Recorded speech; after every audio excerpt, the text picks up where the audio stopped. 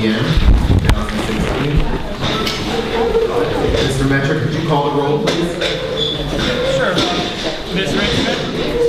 Mr. Weissenborn? Here. Mr. Wegweg? Here. Ms. Fortner? Here. Mr. Cilio? Here. Ms. Tebler-Moffett? Here. President Mudrick? Present. Solicitor Walker? Present. Mayor Grady? It's on in the room. I did see him in the room. Momentarily, yes. Ms. Richmond, could you lead us in the Pledge of Allegiance?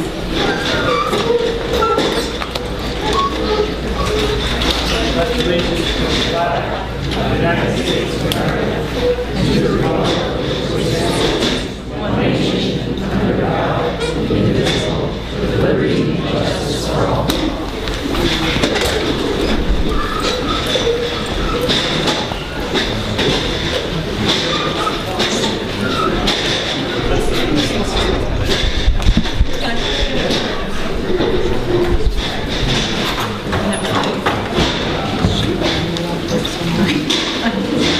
Okay, at this time I would like to offer an opportunity to Councilor Weissenborn, who is Chair of the Building and Zoning Committee, to make a brief statement.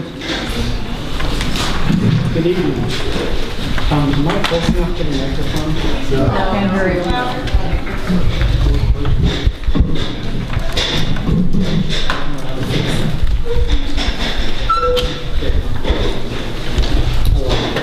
I'll speak loudly. Good evening, everybody. Good evening, council members, Mr. Metric, Solicitor, Mr. Walker, members of the community. Our council is privileged this evening to hold this hearing of the Narberth Planning Commission's recommendation for replacement of Chapter 124, the zoning section of the Borough Code. This revision of our Borough zoning code is important to us because it will help mitigate the impact of new construction that will impact the unique character of our neighborhoods. Anything built new under the form-based code will conform to some guidelines that will help protect and preserve the sense of place that attracted most of us to live here. This legislation is a product of the Montgomery County Planning Commission in partnership with our all-volunteer Planning Commission. And some are here this evening. I think most are here this evening. Is Jim Cornwell here? He's supposed to come. So we hope we hope whatever it is, he's healing well. Thanks, Dave. Here's a brief history of this document.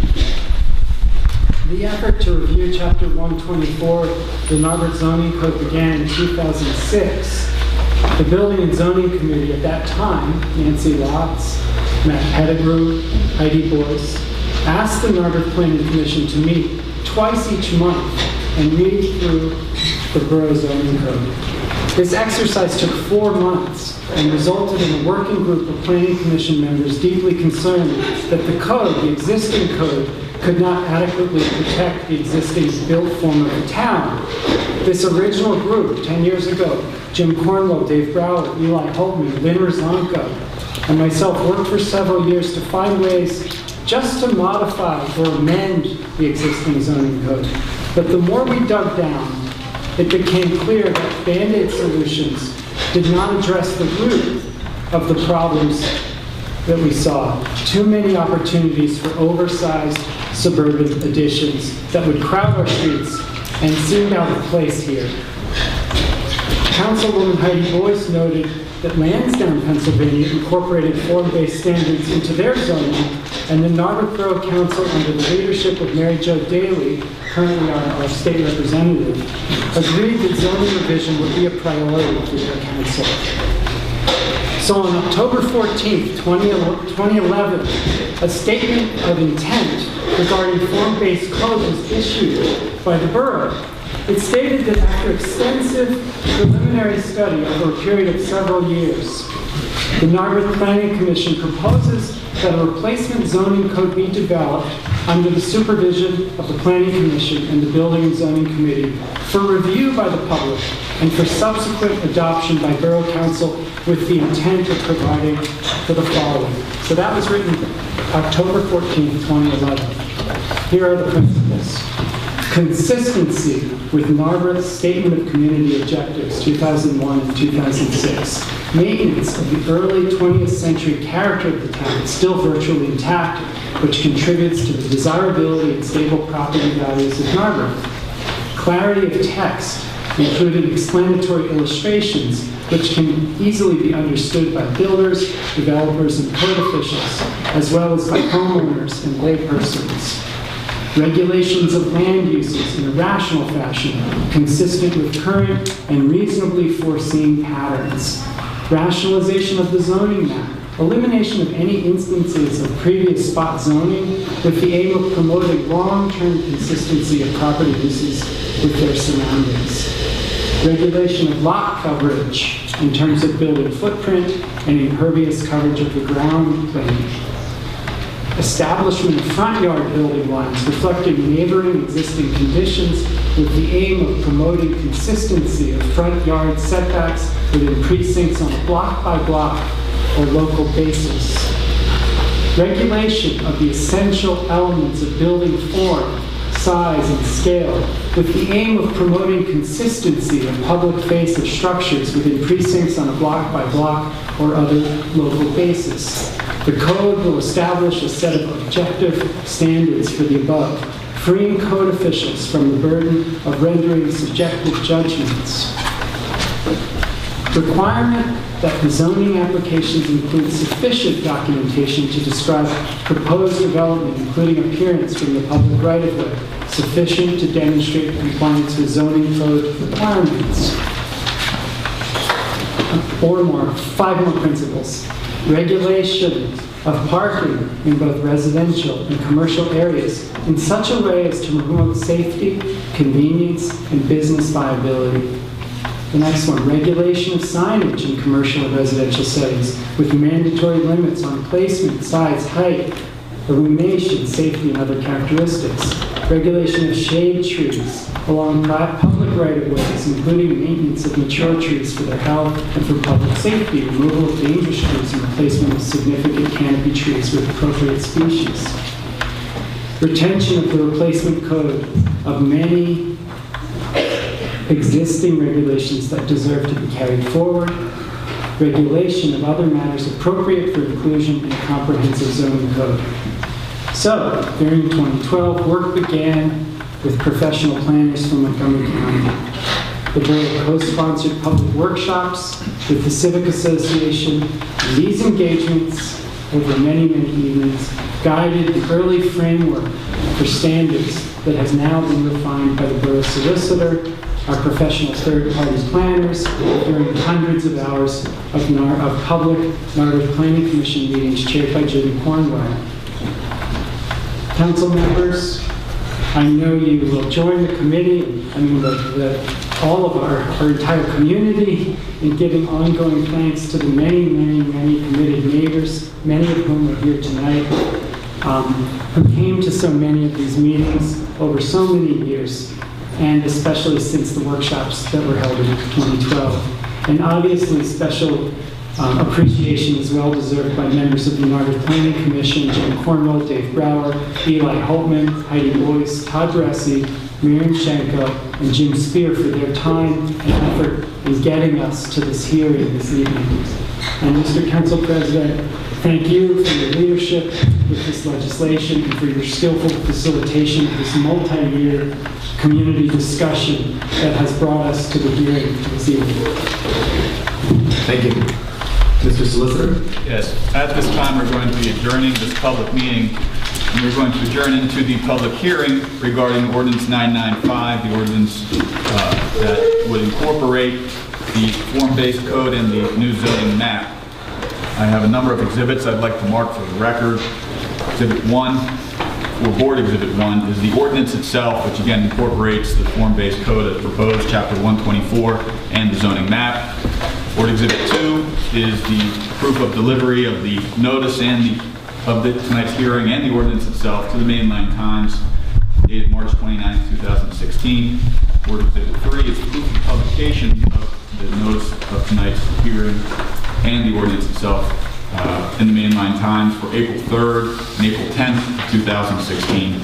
Board Exhibit 4 is the letter of submission of the ordinance to the Borough Planning Commission dated March 28, 2016. Board Exhibit 5 is the letter of submission of the ordinance to the County Planning Commission in Montgomery County dated March 28, 2016. Board Exhibit 6 is a copy of the letter of submission to the Montgomery County Law Library and the attested ordinance provided to them. That's Board Exhibit 6. Board Exhibit 7 is the legal notice that was published for tonight's hearing.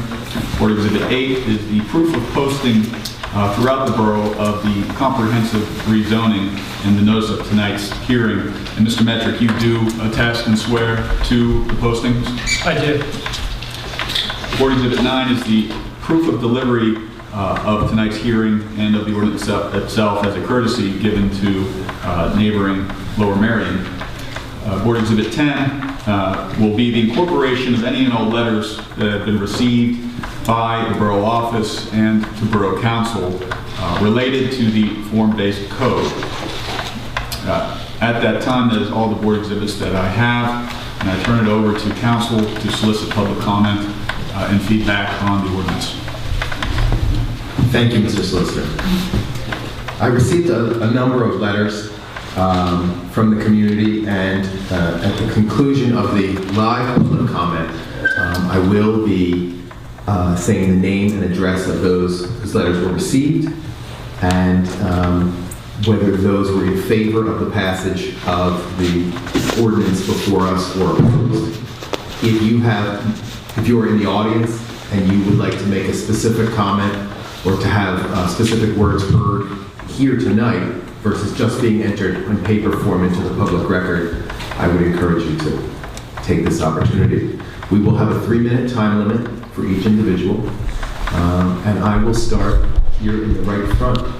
This is your opportunity for public comment. If you'd like to speak, you can come up, state your name and address, and then we'll begin the clock.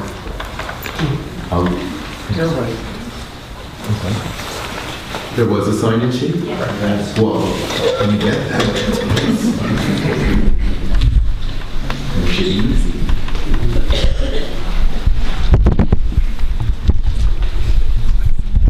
While we're adjusting our camera here, if you're aware, not only we have a court reporter who is taking a transcript of this meeting, we can also do the community video. And additionally, I would ask that you address all of your comments to council rather than the audience. Kathleen Hartman. And as there is a court reporter, when you come up to the microphone, please clearly state and spell your last name so the court reporter can have that accurately done and provide your physical address.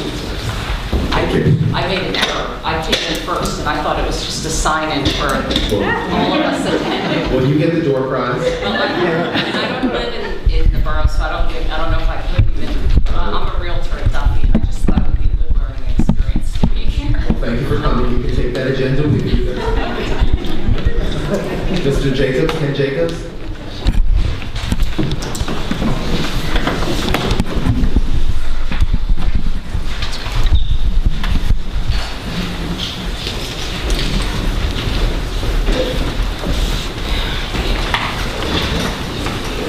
Good evening. My name is Ken Jacobs, J-A-C-O-B-S, and I live at 43 Narberth Park. My question is, assuming that this form-based zoning is passed tonight, how will it impact plans that have been submitted but not approved on projects that are proposed and not yet in the works? Thank you. We're going to keep public comment one way this evening. There's a lot of us here. And we'll honor the spirit of it. And I think we'll take a note of any questions, and at the end of the evening, the ones we can get back to you about right away, we will. And others, if you want to leave an email address or something, we'll try and get back to you that way. Thank you. Greg Paninos? I have no comment. Thank you. Kadir Khan?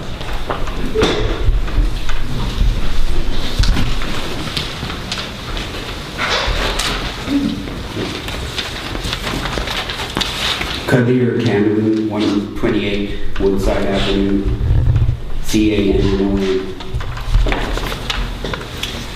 One thing I don't know if you're aware of, but this form-based zoning code is a policy that is being pushed all across the country, all under the management of regional planning promoted by national and international policies. Sometimes it's referred to as smart growth, or sustainable development, or comprehensive planning, but they all have a similar plan agenda, perhaps tweaked here and there for local variations. Pretty much as a cookie-cutter design policy, it first appeared in Seattle, Washington, moved down the coast through California, across the West and Midwest, and is now hitting the East Coast.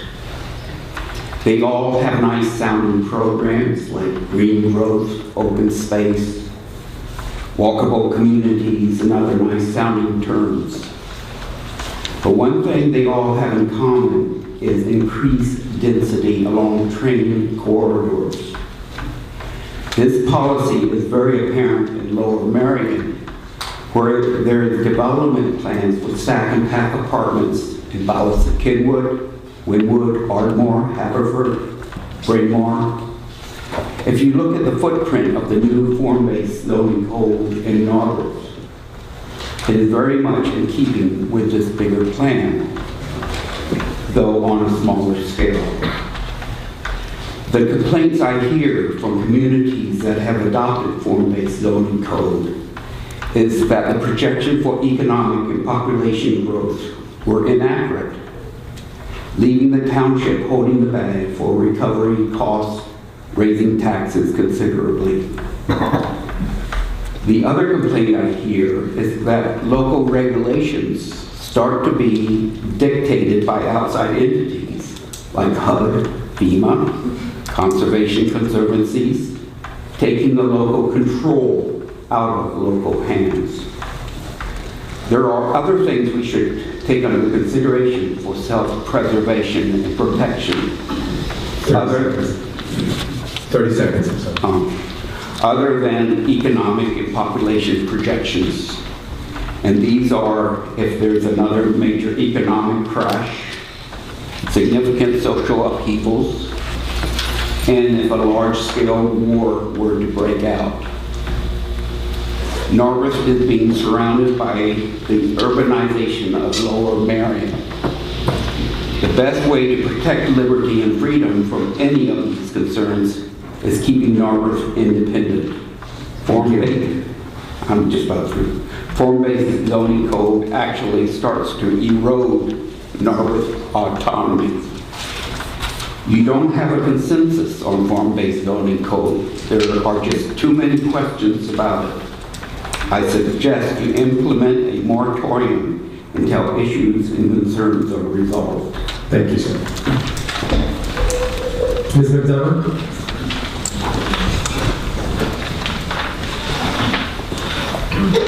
Rosemary McDonough, McDonough, 9 Elmwood Avenue. And this is a shortened version of my letter to Aaron. Dear Aaron, I'm writing about the form-based zoning code. My concern is less about green, red, and yellow, and more about Narberth's declining civility. While we debate enclosed porches, many of us have already enclosed our hearts and minds from one another. I ran into a neighbor the other day who's been active in zoning, and though he and I have different views, he said something that really stuck with me. He said he now feels uncomfortable saying hello to someone in town before he knows who the person is. I think the division he describes is real, and I think it marks a major change in Narberth. Though our lack of civility began, ironically enough, over a church, it's gotten worse with the form-based zoning code, I think because it's so complex. It troubles me that although we have smart, well-informed people on both sides of this issue, we can't even agree on the basics of what this code says. My gut is that neither side is 100% right or 100% wrong, but that's how we've been treating each other. So I'm writing to appeal to our better angels. I know much work has gone into this code, and I know many people are eager to pass it quickly. But I'm afraid that if Borough Council passes this code in its entirety, In particular, allowing commercial use of the Baptist church after so much opposition, the council will do irreparable harm to our community. There needs to be consideration for all sides of this issue because otherwise too many of us will feel excluded. Instead of voting yes or no on the form-based code in toto, would you consider evaluating and voting on this code in digestible pieces that we can all understand? Can we move forward with the less controversial pieces while reconsidering those parts that are so hotly debated? In particular, can we have a fuller discussion about the pros and cons of increased density? Thank you for listening. I respect the hard work and integrity of all of you, and I hope we can work together to preserve not just Narberth's buildings, but more important, Narberth's spirit of community. Thank you. Thank you. Wendy White? Ms. White? Thank you.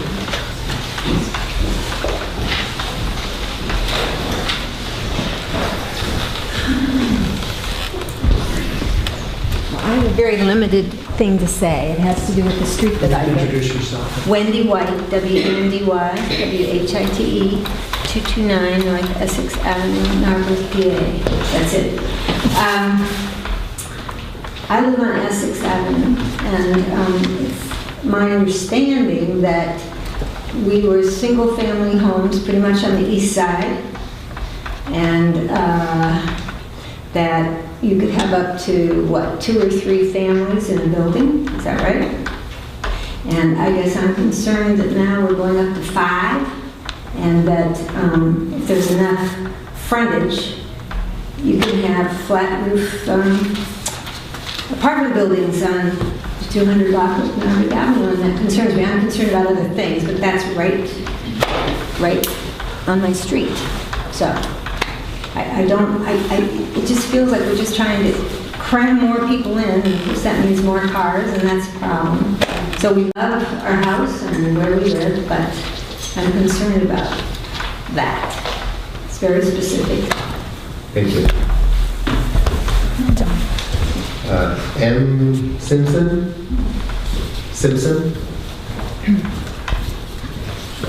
Or Simpson? Catherine Kurtz. And I'm going to take the suggestion of Councilor Wainwright. Amy Tieske-Feldman, you were on deck.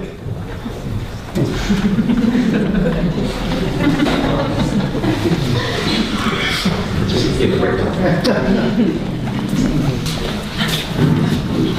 I'm Catherine Kurtz, K-U-R-T-Z, 531 Dudley Avenue. I want to urge you actually to pass the code tonight. I know it's not perfect. I know there are things that might happen, but right now we're in the midst of things that are happening. And unless we pass the code, I can see more and more and more small Narberth houses being bought up for $300,000, being developed into $850,000 houses right in front of our eyes, or 3-story garages constructed on anybody's backyard. So I think we need to take care of what's happening right now. I think that's urgent, and pay attention to what might happen. But that's another issue. I think we're in the middle of a crisis, a redevelopment crisis, and I urge you to pass the code. Thank you. Next, Mr. Nixon. I'd like to contact you. I'm so confused. I'm Amy Tieske-Feldman, T-E-C-O-S-K-Y-F-E-L-D-M-A-N. I live at 208 Forest Avenue, and I also would urge you to pass the code tonight. I think there are lots of areas where individual people would have concerns. There are particular pet things that I wish were in or not in the code. I think that is less important than our taking this, which is basically very good, and doing it. And I am happy to continue talking with you about my particular interests and concerns after we have this in place. But I think we really are putting ourselves at risk by not taking this action. So So thank you for your time, and thank you for the work that you're doing. Thank you. All right, Mr. Nixon, if you'd like to come up, and Ms. Bizak, you're next. Good evening, members of council. It's nice to see you all. My remarks will be very brief. My name is Jim Nixon. I live at 219 Williams Avenue. I'm speaking on behalf of myself and my wife, Christina. We studied this code, even though a year ago I knew nothing about zoning. Now I feel fairly well informed. The pros of this code, while existent, or the cons of this code, while existent, are vastly outweighed by its pros. I understand the concerns of those who have issues with the code, but the reality is we have a serious and real development problem that's only going to get worse, and this code is a great toolbox to deal with that. So I would ask the council to pass the code. I would ask you to unanimously pass the code, and we can modify the code going forward to correct it when changes need to be made. Thank you. Thank you. Ms. Bizak, you're up. And on deck, Matt McKeever. Kimberly Bizak, B-E-Z-A-K, 237 Dudley Avenue. We've seen many examples, particularly over the past year, that have demonstrated that our out-of-date code does not serve Narberth and leaves us vulnerable to exploitation by developers who come in and knock down our quintessentially Narberth homes and replace them with these out-of-scale McMansions that others have referenced. And now we have even more imminent threats on the horizon. I appreciate the clarity of the proposed code, and I believe that form-based zoning code provides a fairly right fit for the Narberth that we know and love. And as others have said, once we put it into place, we can really see how the nuts and bolts are working for us and tweak it as necessary. So with that said, I urge Borough Council to pass form-based code now in its current draft. Thank you. Thank you. Mr. McKeever? No comment. I also thought it was high. Alexander Tick. And on deck would be Elizabeth Brait. Okay, my name is Alexander Ting, T-Y-N-G, 117 Woodside. Okay, I'm going to read a letter that I already sent in, but the premise of the comprehensive rezoning of Narberth is that the existing code is out of date and does not accurately represent the look and function of Narberth today. And by the way, I'm not going to say for or against the code. I like many parts of it. So, in many ways, the form-based zoning code is an improvement. But I have deep concerns that there are aspects of the proposed code that also do not accurately reflect the characteristics of the neighborhoods. I would like to focus on the rezoning of the largest residential districts, red, orange, and yellow. The differences between the red district and the other largest residential districts have been exaggerated in the form-based zoning code. The red district will remain the same, allowing only single-family homes, while the orange and yellow districts will see a huge jump in density. The orange district, which now allows singles and twins, will allow up to 5-family homes, and the yellow district will allow all housing types up to multi-unit apartment buildings. If the new code has to allow for increased density and growth, then why is the red district allowed to remain the same? Why are the orange and yellow districts taking all the brunt of increased density? Distance from the train. The entire borough is only about, I think, a half square mile or 3/4 square mile. The SEPTA station is approximately 2,800 feet from the northernmost tip of the borough and 1,200 feet from the southernmost tip of the borough. In reality, the difference in distance is not significant because the entire borough is very small and easily walkable. Yet the relative distance from the train station was given at former meetings as a major reason for zoning density. Housing types. Reasons that have been given for the red zoning are bigger lots and more single-family homes, yet parts of South Narberth are equal in density. This is just an example. And housing types, with very few non-conforming houses. The major difference is that South Narberth looks more town-like, less suburban, simply because it's older and the streets are laid out in a grid pattern. Defining districts. When borders are drawn between districts, one can claim that a certain district is red, orange, or yellow because it includes certain housing types. But whether a district includes apartment buildings or 5-family homes depends on where one draws the lines. It becomes a self-justifying process. Neighborhoods that grow over long periods of time usually contain more non-conforming buildings than neighborhoods that are built within a short period of time. When we assign the colors, we have to take into consideration that Narberth is an organically grown town, not an artificially created town. I suggest continuing the conversation about the residential districts before and after passing the form-based code, and I would like to make a few suggestions. I'll go really fast. Lower the density in the orange zone to 3-family houses. Allow twin houses in the red zone. Change borders of districts, i.e. make some of South Narberth red, make portions of West Narberth, not Narberth Park, orange. Change east sides of North Narberth Avenue and North Essex Avenue to orange. All these changes could reflect more accurately what is there and create a more consistent zoning plan. Thank you very much. Thank you. Elizabeth Bray? No?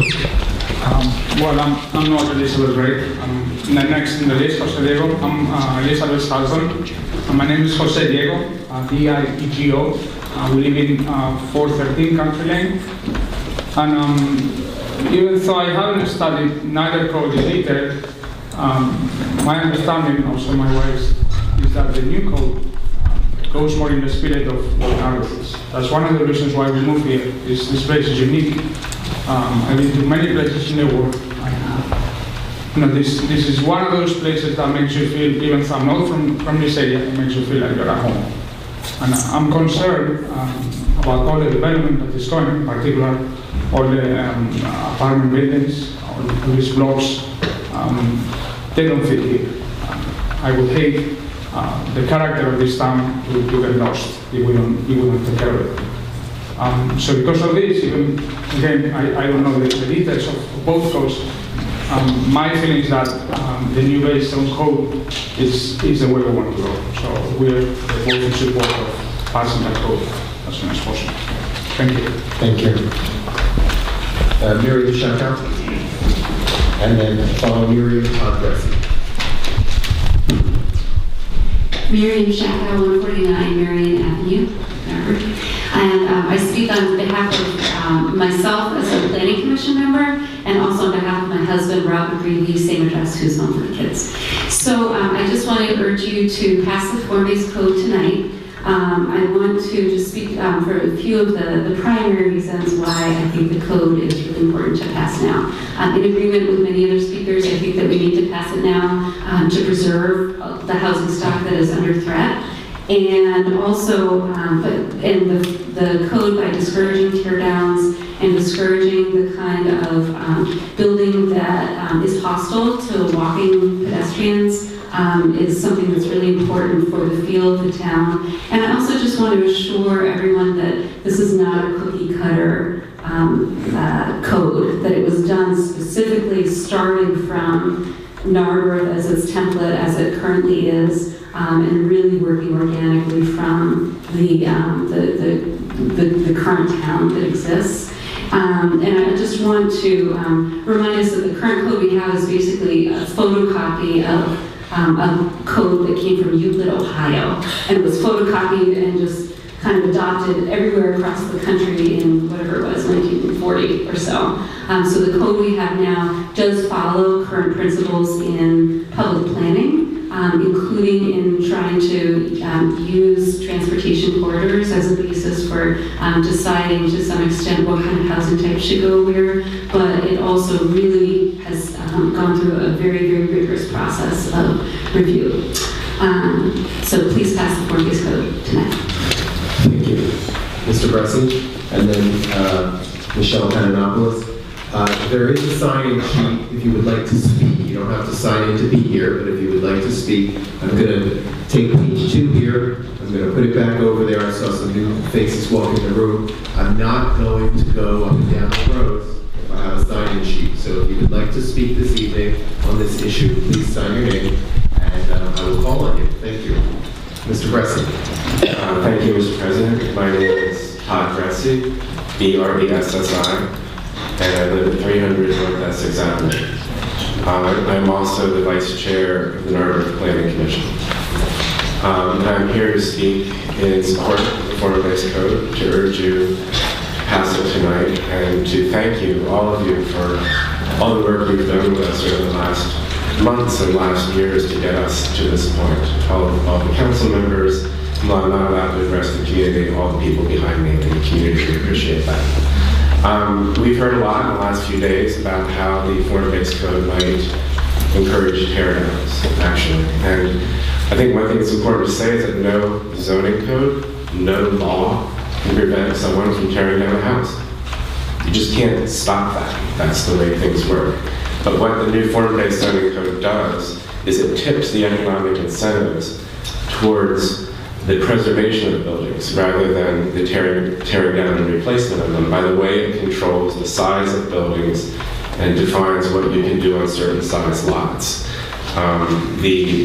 While the philosophy of a form-based code might be a general thing that's occurring in the planning world, the details of this form-based code are based on very careful measurements of all the properties in Narberth, observations of parking patterns on every block in Narberth, and sometimes the rules change from block to block in this code simply to reflect the pattern of houses that are there. All this goes into the measurements and the details that make it less possible to tear down and build something out of scale,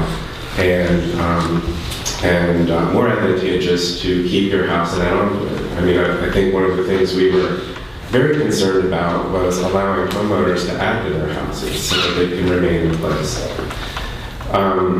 We've heard that the form-based zoning code will introduce new density into Narberth. For the most part, the form-based code is neutral on density. It allows pretty much the same density that the current zoning code does. In fact, it allows a lot less density than similar codes that are being passed in Lower Merion that's been observed. So it's not really a code that's designed to change what has already been the policy of the borough.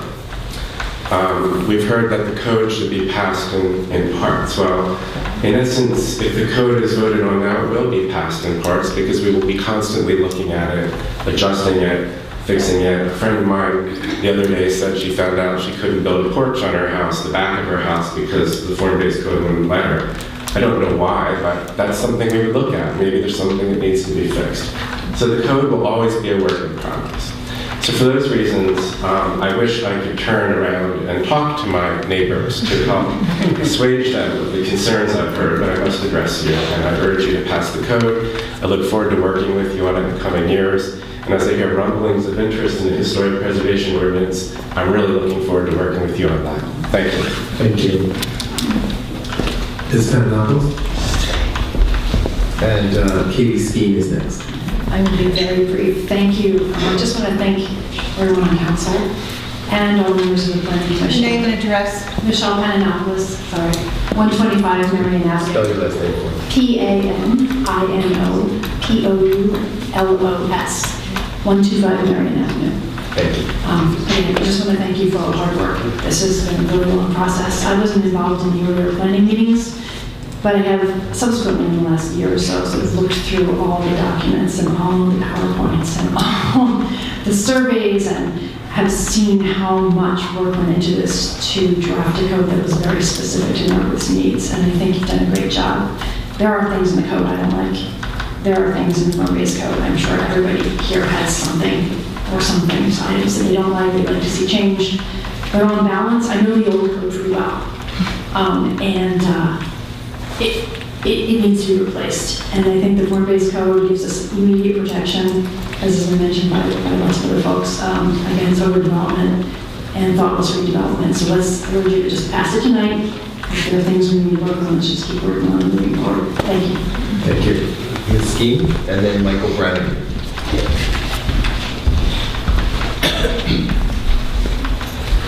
Hi, I'm Katie Skeen, S-K-E-E-N. I live at 227 Hampton Avenue. Michael Brannigan is actually my husband, and he gave me permission to speak for him also. So he's here, you can ask him. But you can count this as two opinions pro the form-based code and in favor of passing it as soon as possible as is. I've participated in a lot of meetings and written letters, so I'm not going to speak at length. I guess my one concern is, and I think it's gotten a little bit lost in the mix, is what's happening with the church buildings on Elmwood Avenue. And I would hope that whatever form the code is in, or whatever new ordinances might be coming up, we can restore that possibility of a conditional mixed use in those buildings and also in the other civic and institutional buildings, because I would really like to see those buildings not torn down, because that's a real possibility if a viable mixed use plan is not possible. Thank you. Thank you. Next, Joanne Wallen. And this is your last chance if you'd like to sign the sign-up sheet, if you have something to say. Thank you. I'm Joanne Walden, Joanne Wallen, 321 Marion Avenue. I just find myself confused because there seems to be a disagreement about whether this code would encourage higher density development or it wouldn't. And I would be interested at the end of this, if there's time, in somebody sort of clarifying that. I would like to discourage more density. One of the delights is that we are very small, both in footprint and in number. We can know a lot of us, and the more of us there are, kind of the smaller percentage of our community we can know and interact with. And then I'm also concerned about parking and traffic with higher density. Thanks. Thank you. David Schoenhardt, and then Ken Kravitsky.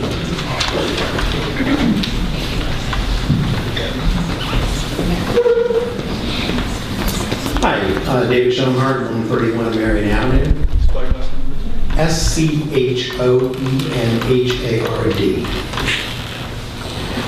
Alarmingly, we've seen a rezoning effort gone haywire, which once started with the best of intentions, cohesiveness, and goals, has grown into a jungle of tangled proposals and intrigue and frayed tempers. Where do we differ? On density and on approach. We never signed on to intentional increased density. We never intended the entire borough to be comprehensively rezoned, where streets like the lovely bungalows on North Essex are destined to be flat-roofed apartment buildings, or our Iona row houses can be multi-story mixed use, or our two-family residences can become 5 if the property is large enough, or our quaint business district, which is growing yearly with restaurants and pubs, is slated to become 3 or 4 story developer dreams of high rent and national chains. But the form-based zoning code, it will be there to save us. No, it won't. It is a failed effort that should never have been started. It is a blunt instrument to protect only a few historic properties, but only if they convert to a commercial density. It uses subjective language that lawyers will twine around, dragging this borough into endless legal suits.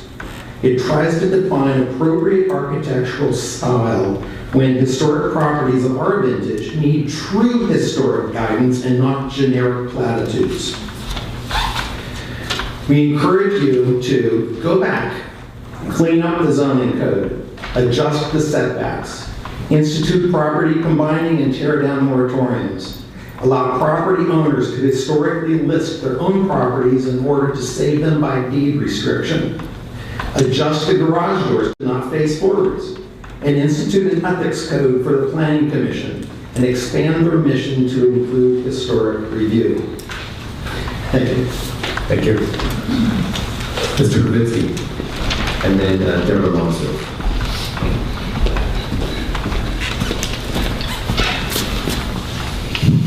Ken Kravitsky, 1 Brookside Avenue. You spell your last name for the court report? Yes. K-R-I, V as in Victor I, T-Z-K-Y. Thank you for the opportunity to speak tonight. I'm going to try to be brief since it's a school night and my kids are in the hall. But I do want to thank those that have spoken up on both sides, and in particular I recognize Rosemary McDonald's comments earlier about the importance of civility and what's been happening with it in our community, as well as Alexander Ting, who I think has been asking some great questions throughout this process. Tonight is a long time in coming. Like many in this room, I don't believe that the form-based zoning code is perfect. There are items I haven't entirely made up my mind on, such as the 45-foot height on Haverford Avenue. There are items that I would like to improve on, from the minute, such as the difference between a child care center and a school, to the major, the square footage per person for professional office space. But also, like many in this room, I've seen the challenges and dangers to our town in our current code. It is very easy to kick the can down the road and to let others deal with the problems in the future. We've seen examples of that in the past where people waited for the perfect proposal or solution. That perfect proposal doesn't exist. Please do not let the perfect be the enemy of the good, or in this case, if I can even say very good. I want to encourage all of you to do the job that you were elected for, to continue to keep Narberth vital and even to make our town a better place. To me, there is no doubt that this means passing the form-based zoning code tonight, and then to continue to take a serious look at evaluating the code and updating it as necessary. Many of us will be very happy to continue working with you on this. Thank you for your time and energy during this process. Thank you. Ms. Lonsdorf, and then Vicki Benedict Farber.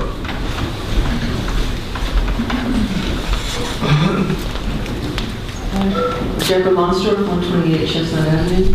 I don't have a specific question. There are... Deborah, could you spell your last name for the board? I'm sorry. I'm sorry. Oh. Could you spell? Lonsdorf. Thank you. There are a number of questions submitted by Terry Fox, and those are my questions too. So I would like to know if they're going to be answered. If not, I'll ask them now. We do not have plans to answer questions this evening. You don't have plans to answer questions? Okay. When can we get our questions answered? Because we have been asking them on the blog for a very long time, and that blog has gone dormant. And that's, okay, well, I'll just make a statement. Go ahead. The blog has gone dormant. We were told we would have the questions answered, but they haven't been answered. So there's a perception that, council has not been happy with all the questions that we have. And there's kind of an adversarial relationship that has developed. And I think it's kind of an easy thing to have the questions addressed so that people feel more at ease. I'm one who feels that there should be another outside review. The Montgomery County Planning Commission, I guess, reviews this, and you had touted that it was an inexpensive option. Sometimes you get what you pay for. I'm very concerned about what David Schoenhardt has brought up, and I'm concerned about density. We are one of the densest communities in the entire state of Pennsylvania. We're a half a square mile. There's not a lot of space here. So more density is going to bring, stormwater runoff. It's going to bring more people. It's going to bring more cars, and it's going to bring more stress on the school system. So I would like to understand why there is more density built in when we're already below the density of where we are. I'm just very concerned about those issues. And, I want to see a new code. Personally, I want to see a new code. I want to see the design guidelines put in. But I'm kind of scared about what this is for. I've heard so much that that the due diligence hasn't been done. It's a very confusing document. So I just wish that we weren't under the gun, and I wish that we didn't have a situation where we have a person who owns a property in this community, the Elmwood Avenue Church, who seems to be holding a hammer over the head of this community. Everybody's scared about the church being torn down. They're scared about tear downs. I think the properties that have been torn down and rebuilt, I don't have a huge problem with them. I don't think they're so bad, really. I would not like to see the oldest building in Narberth torn down, but if it is, then it is. I feel like you're pushing this through for the interest of the developer. And I think that's a big problem. You have to listen to the people in the community. Thank you. Vicki Benedict Farber, and then John Shaw. My name is Vicki, B-I-C-K-Y, Benedict Farber, F-A-R-B-E-R. I live at 515 Conway Avenue. I've been a resident here for 31 years.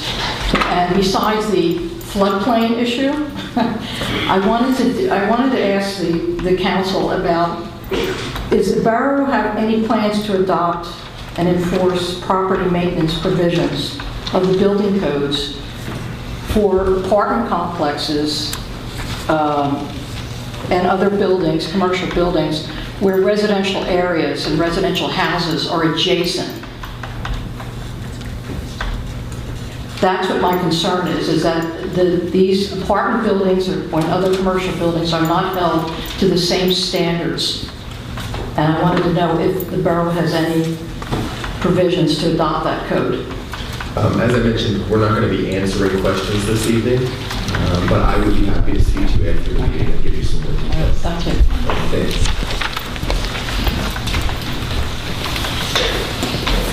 Robert Bates will be next. My name is Don Schaffner. I apologize, I have no voice, so I can either talk or breathe, so you have to bear with me. It's SHOFFNER, I live at 216 North Essex, so I'm in an impacted, possibly, area. And Mr. Weisword, in your opening remarks, you talked about the character of our neighborhoods and what attracted us here. And I really don't think it was flat roofs and 5 family dwellings. I think it was the unique character of individual homes, family homes, front lawns, kids playing, and not commercial development for developers' sakes. I would urge you to move ahead with the code change, but not tonight. There's things that need exploration. There's things I think you need more dialogue with the residents of Narberth. You also talked about the 20th century character. Again, 5 family homes might be in a 20th century character in a tenement area, but not in a suburban setting or a rural setting like Narberth at that time. So I would ask you to re-examine what attracted you to Narberth, all of you. Was it more density? Sprucing up the place? Or did you think it was charming and that's why you came here? I'm running out of voice, but I really want to second what Alex Ting said and give her my support for all the comments that she enumerated. Thank you. Thank you. Mr. Bates. And then Jim Spear. Roderick Bates, R-O-D-E-R-I-C-K, and Bates, B-A-T-E-S, 411 Country Lane. I'm coming to this from a slightly different perspective, actually, originally from the West Coast, 5th generation in a town called Carmel. Some of you might have known it. I would call it a cautionary tale. It is not the town I grew up in, it's not the town my parents grew up in, nor is it the town that my great-grandfather grew up in. So, be cognizant of what you have here. This is the town that I want my great-grandson to grow up in. So, what you're doing now is going to have that type of long-term impact. Thank you. Thank you. Mr. Spear?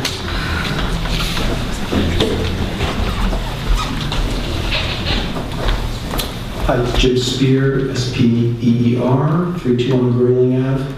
I'm going to urge adoption of the code tonight.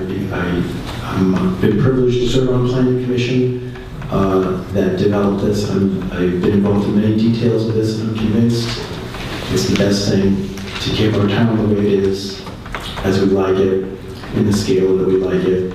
It's going to, there's many provisions to keep the historic buildings in place, the civic institutional buildings to inhabit a new use, and to ensure that any redevelopment, when it does occur, is in the proper scale.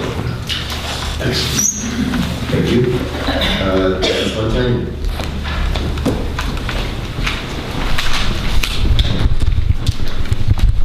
Dennis Montagna, M-O-N-T-A-G-N-A, 306 Grayling Avenue.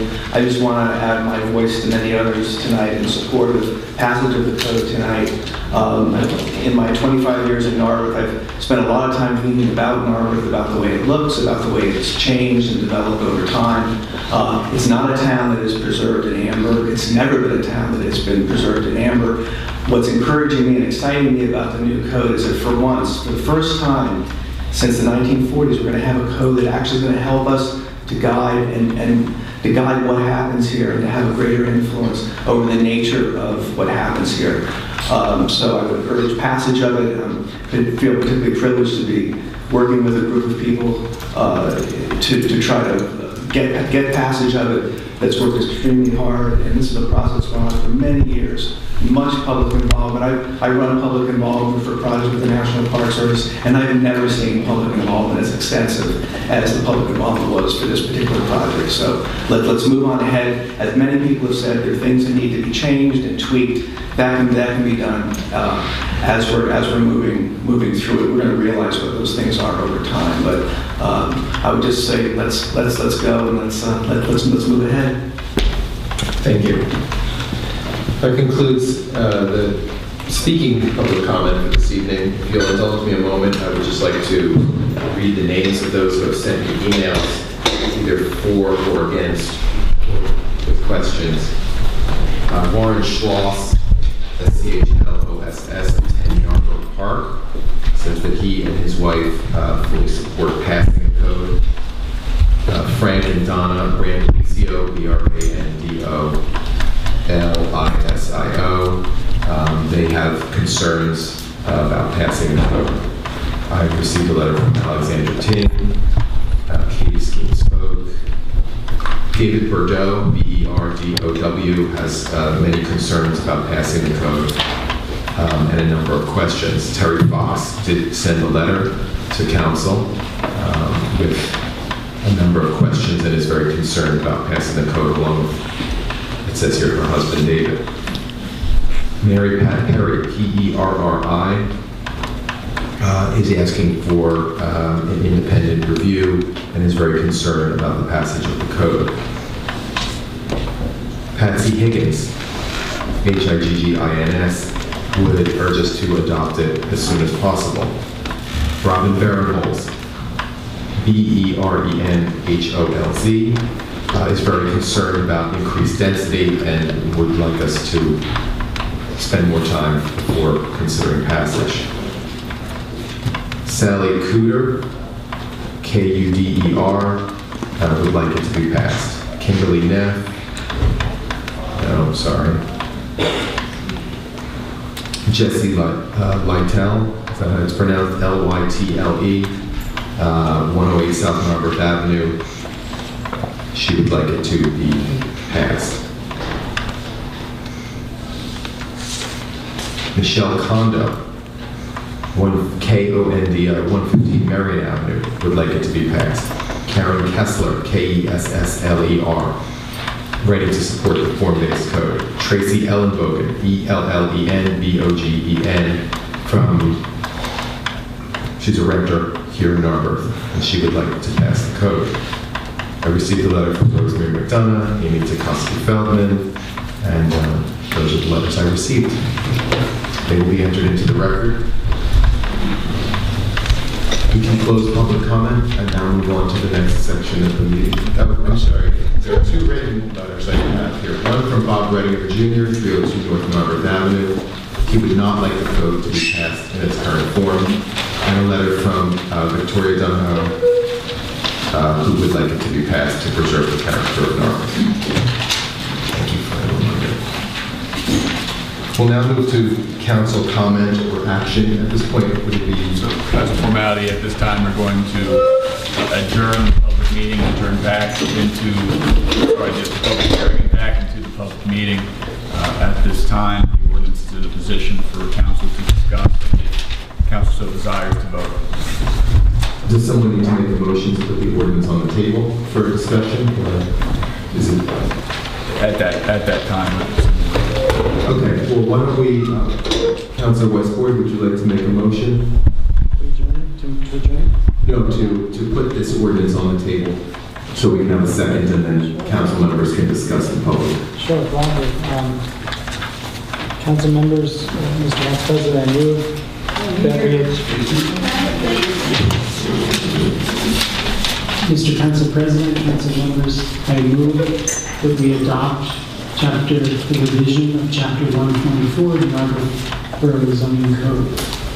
That will be ordinance number 995. Number 995. Is there a second? Second. Councilor Whitworth seconds. All right, we can have a discussion. I think I would move from level I'll move from left to right and give each council member an opportunity in this session to discuss their thoughts on this ordinance if they so choose, and see where it goes from there.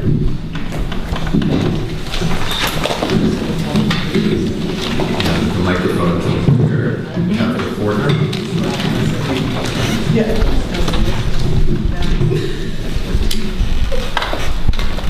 Okay, I've not used this microphone before, so how does that sound? Sounds better than this one. Speak up? Okay, wasn't sure. I don't want to yell. Wave at me if I get too quiet, please. I want to thank everybody who came tonight, the people who spoke, the people who were here, the people who come to all the meetings, because I know I'm new to this table, but I've been coming to the meetings about the zoning code, a large number of council meetings since the beginning of 2015. And so I've seen a lot of rooms this full, and it's wonderful. I'm really glad to be a part of this community. So I feel like even though I wasn't around when this code was first talked about and developed, I feel that I do know a decent amount about it from coming to meetings, from reading through a good bit of the code, and having seen what has happened over the last year in Narberth, where we've had some developers come in and replace houses that fit the character of Narberth with suburban-style tract homes that just don't fit our character. I feel that we need to move ahead with this code as it is now, knowing that it's a living document. It's going to change. No zoning code is ever fixed and set in stone. I mean, fixed, I don't mean corrected, I mean set in stone. And so I feel it's important for us to move ahead because I think this is the best choice for Narberth right now. Having said that, I would like to urge that as members of council that regardless of what we do tonight, we make a plan to review and respond to all the issues and questions that have been raised. They've been wonderful questions and wonderful issues, and I really want to make sure we respond to every single one of them. Thank you. Thank you. Councilor Cillian.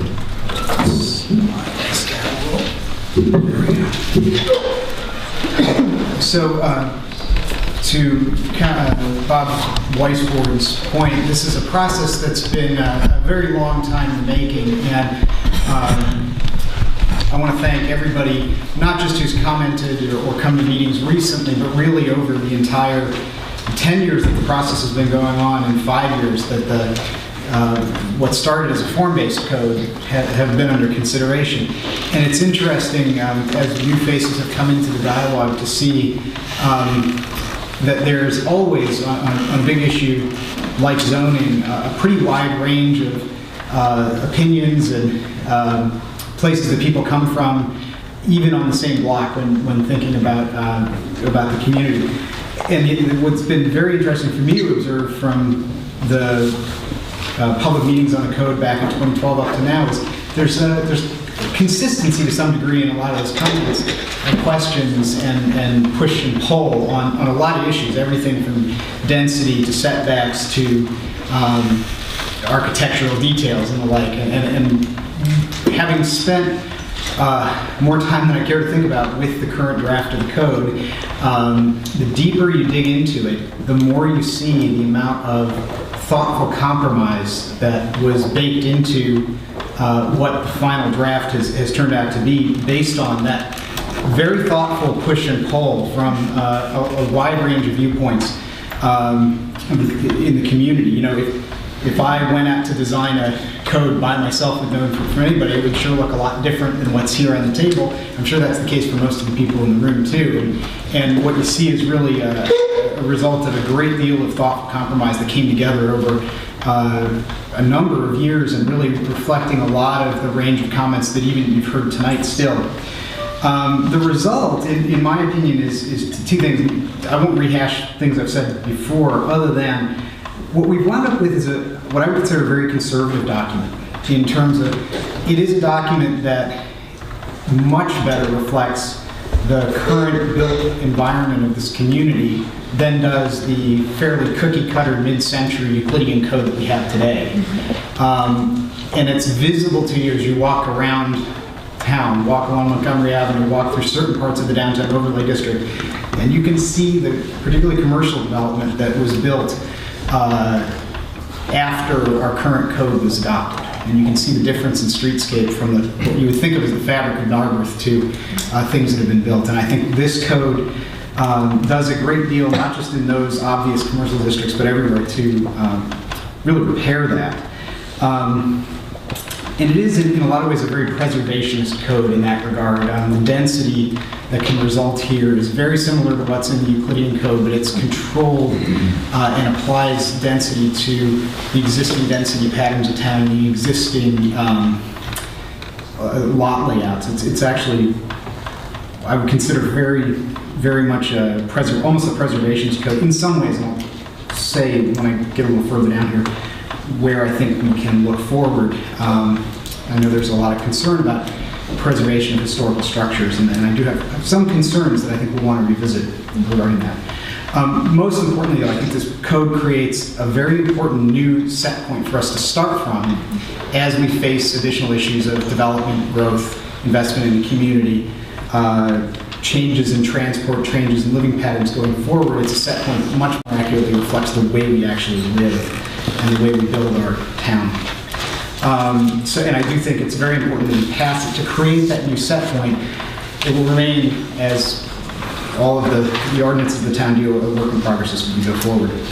I do want to point out that we will have issues to follow up on here. There are some that I think we will tackle and should tackle in the short term, either because they're very simple or because there's been a lot of discussion of them and they're fairly small or chunky and easy to tackle. One is we've seen a lot of comments about a relatively minor aesthetic issue in the code around enclosed porches, and I think that's an issue that can readily be kicked back to the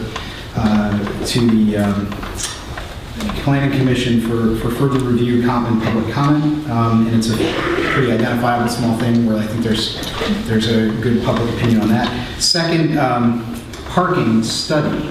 We already have circulated an RFP and received a response so far to undertake a borough-wide parking usage policy, supply and demand study. What I would say, though, is parking there's a short-term issue and a long-term issue. There are short-term zoning-related and just tactical things that we need to do regarding parking, and that's one of the things that the study will be focused on.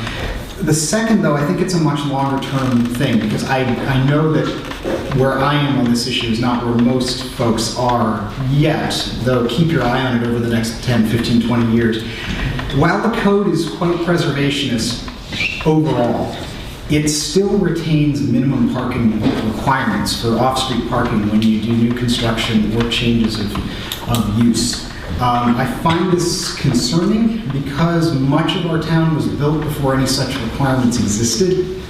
And so even though the minimum parking requirements are blended in mixed use and lower than in our very car-oriented mid-century development code that exists today, which is wholly inappropriate for the way the town lives, it is still more of a requirement than existed when the town was built. And so I am concerned that that will have some residual effects as the town gets developed in making it look more suburban and less dense than it is today with more off-street parking. And over time, I would like to see us consider, and not right away, but in the longer term, eliminating those minimum parking requirements and rather managing all parking demand in town through some combination of permits, pricing parking, and then centrally provision district parking to better enable adaptive reuse of the existing buildings in town.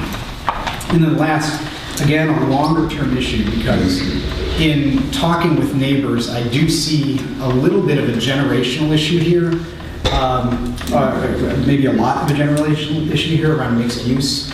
I think the code that we have today is one that a lot of people, particularly people who've lived not in the city for a long time, are sort of familiar with codes that separate residential and commercial uses and institutional uses. In the much longer term, I think as the pattern of work evolves, and I see a lot more people of my generation and younger who are working remotely a lot, working from home a lot, two-parent working families that are balancing work and life and living, working, and playing in the same place. I think as the community over time evolves more to that model, and as our generation and younger is less driving-centric, which you're already seeing since the recession, I think over time we'll want to take a harder look at expansion of mixed use out of just the downtown overlay district and the Montgomery Avenue district to other places in the borough to support people who want to have businesses in homes, have potential for mixed work and life, and more of their life occurring naturally in their own neighborhood. Again, that's something that I don't think the community is ready for today, but over time may evolve in that direction. It's something that you would see in what you consider a purely form-based code that is really just looking at the form of the community and the form of the buildings and is very independent as to the use that goes in them. That is not this code. This code is much more of a hybrid code that governs that kind of space, but also pretty strictly restricts usage block by block. And over time, I think that's something that we will want to revisit. Again, probably not in the near term, but as the community evolves in the longer term.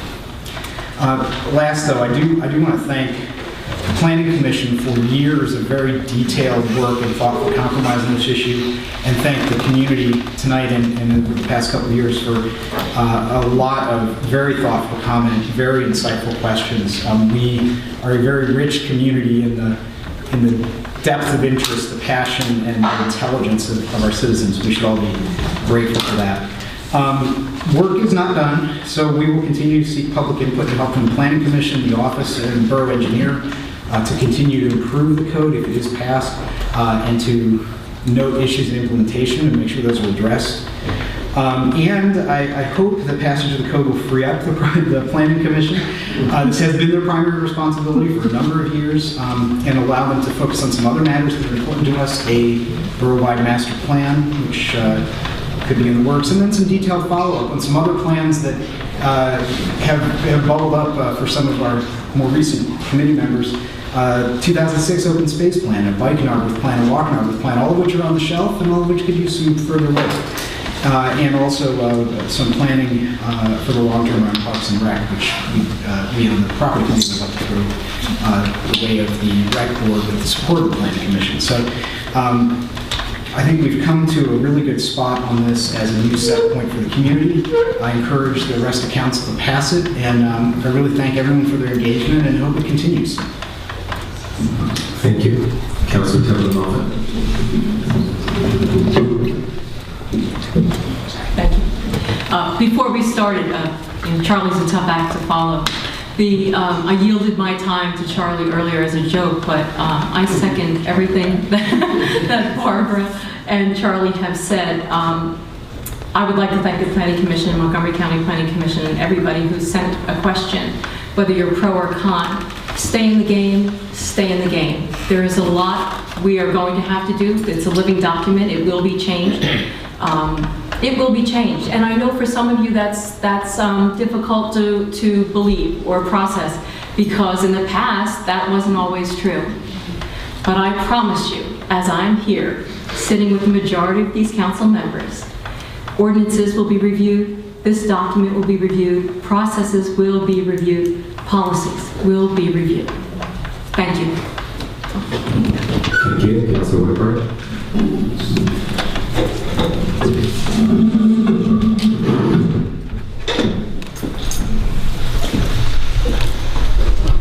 Thank you, everybody, for your participation and obviously coming out on this. It's really a difficult process where you get to speak at us and we speak at you, and there's not an interaction. It's practical, but it's not healthy. We're a community. We come back and forth by email, by phone, downtown, on these issues and the questions. One of the things I noted to some of the people that I've spoken to over the last few weeks is, we've got differences of values and we've got differences of facts, or what is actually going on in this code. And I think we have to be careful to separate that, because the only person that really understands this code in my perception is Sean.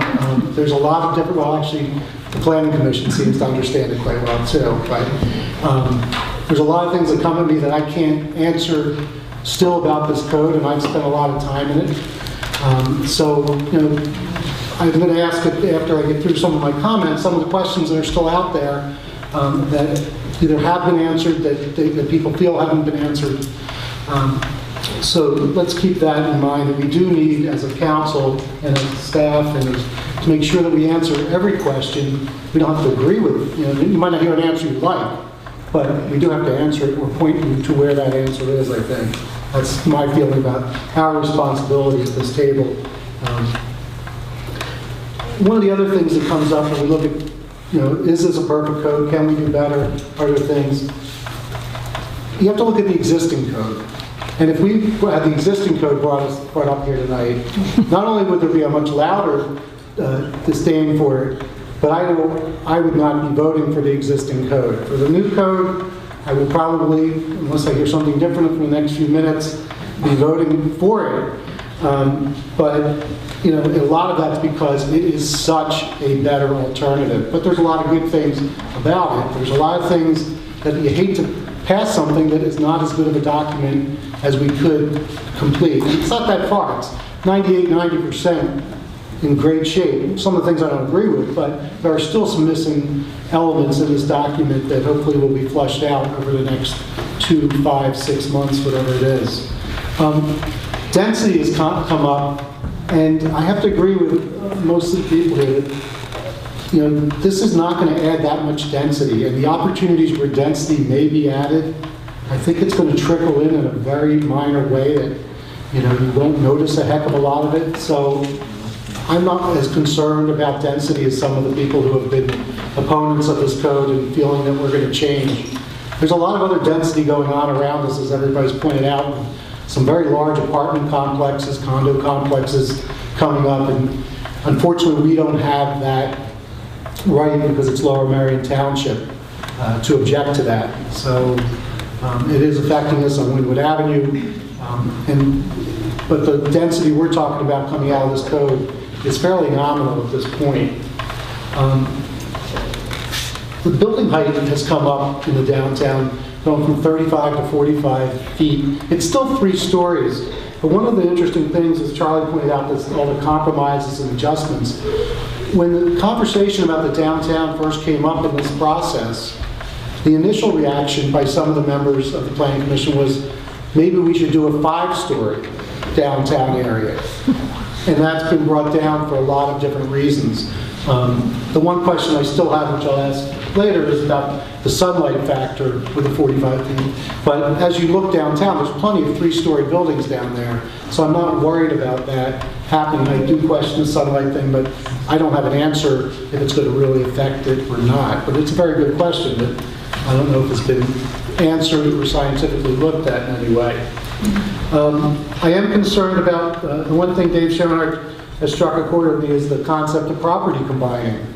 I don't know where we stand on that within the code. That's a concern he has, and it would be something that I think we need to look further at if we can minimize that happening and what the code actually allows or doesn't allow there. One of the notes that I'm concerned about is I have a feeling this council tonight will all vote yes to pass this code. I hate the idea of referring to it as a unanimous vote, because as so many people have said around the table, there are still problems.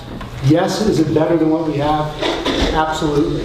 Is it a unanimous voice that everything in it should go forward as is? I can't accept that. So those who will choose later on to refer to this as a unanimous vote of council, if it is that way, I ask you to hesitate, and I want it in the record that, that I differ with that concept if it occurs. But I think that sitting at this table, we all agree that this is overall a good thing, and some people, and many of us, believe it's an excellent thing to move forward on. So I thank the Planning Commission for roughing through this, staying with us, adding so much detail over the last 5-7 years of this process. The last little element I want to talk about before I get into my questions was the outside review and due diligence process. That's come up, should we have a third-party review?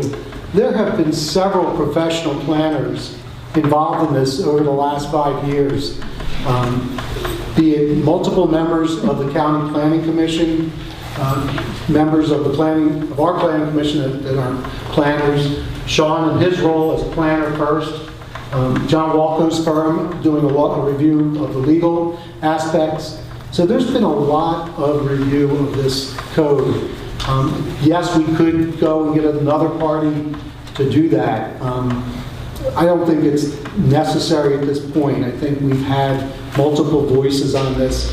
And even Mr. Schoenhardt, who has a lot of expertise, he's given us a lot of feedback, and most of his questions, I believe, have been looked at and hopefully responded to, but certainly looked at, because I don't think anybody wants him telling us, I told you so, in 5 years or 2 years. So there has been a lot of review. And then I'm just going to ask Sean a couple of the questions that Ms. Fox had asked me that I couldn't answer, that I felt, if there is an answer, if it's simple, great. If there's an answer that can be found, great. And, I'm trying to avoid the opinion aspect, more just the questions. And so I'll go to the first one, the height, the building height. Do we have anything to tell us that will affect the sunlight if buildings were at 45 feet versus 35 feet on the town in the center? A taller building casts more shade, yes.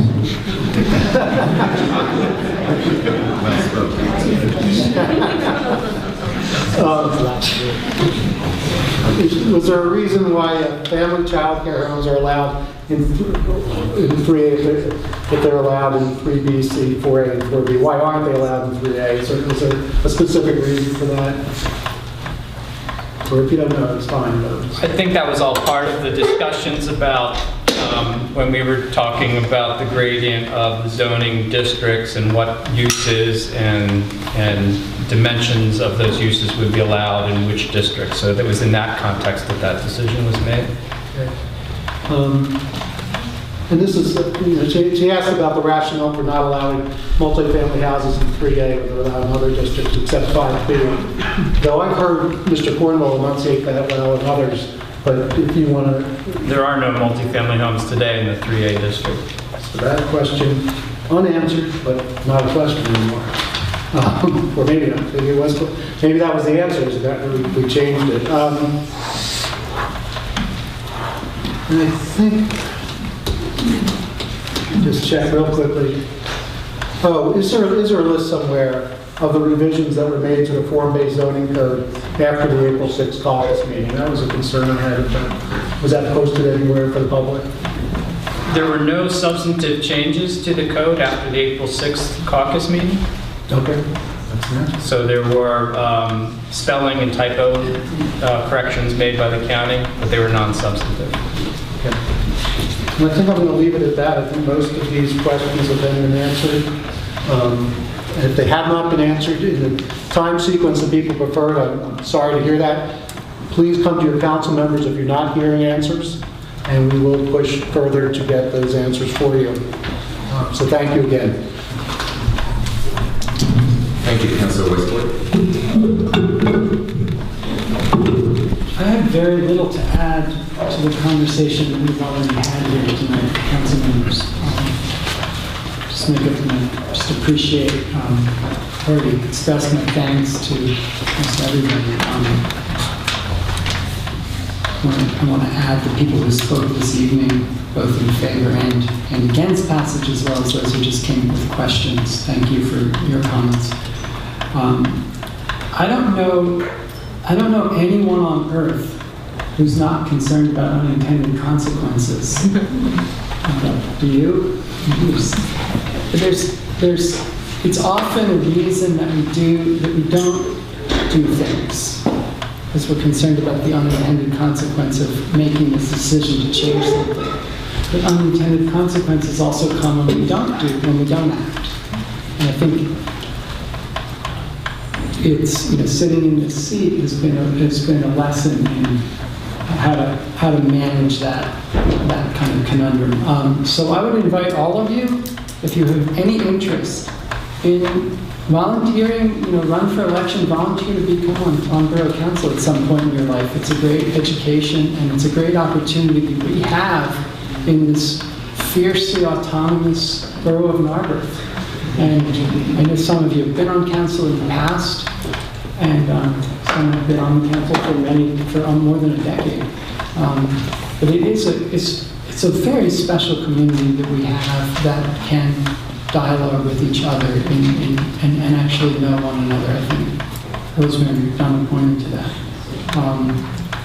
So I'm not concerned that this document in any way impinges on Narberth's autonomy. I think every council member here is pretty committed to our independence as a borough, our independence and our opportunity to independently manage our own borough.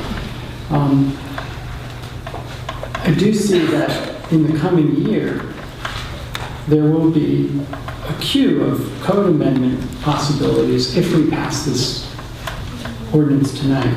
And just as Mary Jo Daly and Nancy Lotz instructed the Planning Commission and the Borough Council to read through the zoning ordinance in 2006, I think it behooves us to sort of, with fresh eyes, read through this code, if we adopt it, with fresh eyes, and look to see what needs to be amended now, to make a list of those items, ask the Planning Commission to review those and make recommendations. Charlie spoke and Bob spoke to specifics. Also, in the coming year, the council will be initiating a discussion about historic review practices in partnership with a Commonwealth agency called the Pennsylvania Historic Museum Commission that provides this kind of facilitation services to municipalities on how to manage the inventory of historic properties. And the Lower Merion Conservancy has also offered their services to the borough. We have an ongoing contract with the Montgomery County Planning Commission, whose professional planners will continue to work with the borough and help us continue to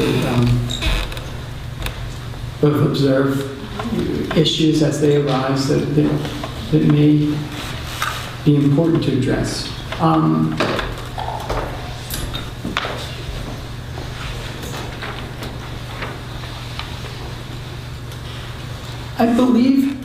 I personally believe Todd Bressie as the chair of the Planning Commission, the vice chair of the Planning Commission. I actually believe him that he has the credibility to say with some authority that the density of the form-based code versus the density of the existing code is neutral.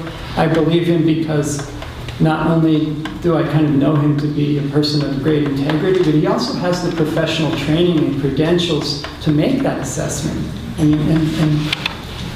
So I tend to believe him, just as, you might, as a kind of a fact. So, that's up to you whether you want to believe that's true or not. I'm hesitating because I'm deciding if I should say something about the Elmwood Avenue Church, and then I'll be finished.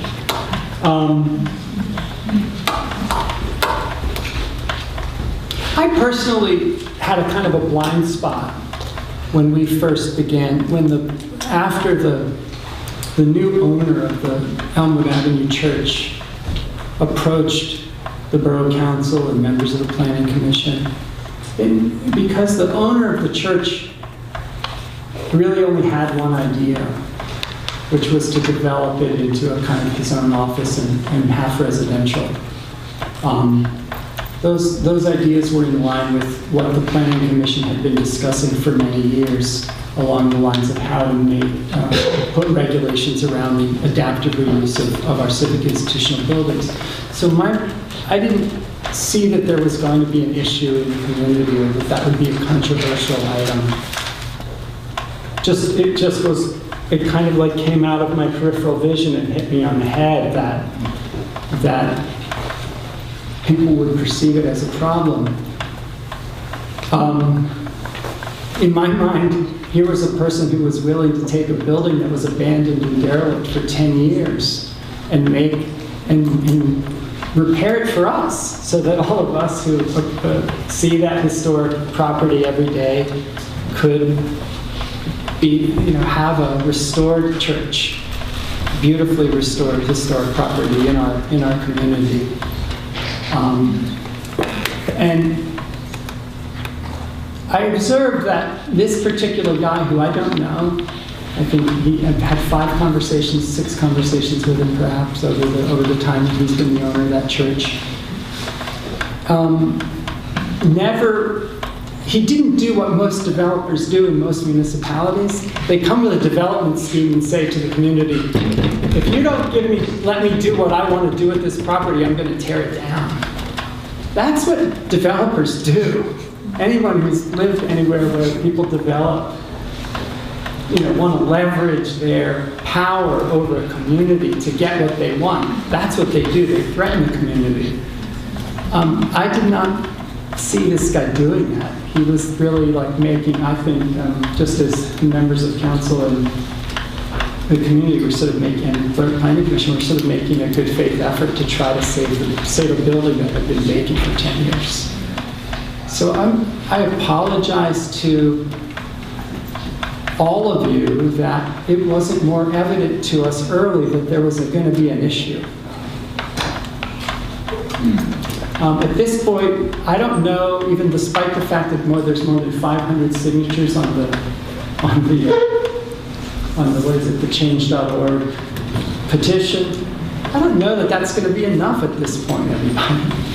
It does not appear to me, and I hope I'm wrong, that even passage of the form-based code, which will allow provisions to save that church, are going to make the difference at this point. The guy can make a lot of money tearing down the church and building houses. So I hope I'm wrong about that, but I'm very sad that we missed the opportunity. And I accept my part of that, and I hope you will accept yours in the outcome. So I have nothing more to add. Thank you, Councilor Richmond.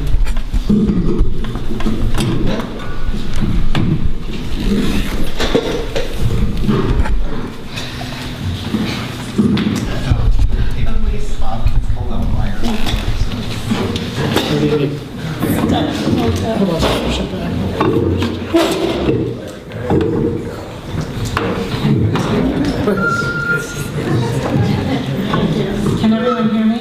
Yeah. All right. Actually, I'm not even sure where to start. The code is not perfect. No code's perfect. There's no such thing. There is a lot of good in the form-based code. I sat through a number of planning commission meetings back in the day before I was interested in being on council, and also when I was on the Civic Association. I know that a lot went into all of the minutiae and all of the details. I know they were hashed out. I know it took hours. I remember sitting in on the porch meetings and the pitch roof meetings. A lot of other things. I appreciate what the Planning Commission has done. I appreciate all of you being here through many of these big meetings.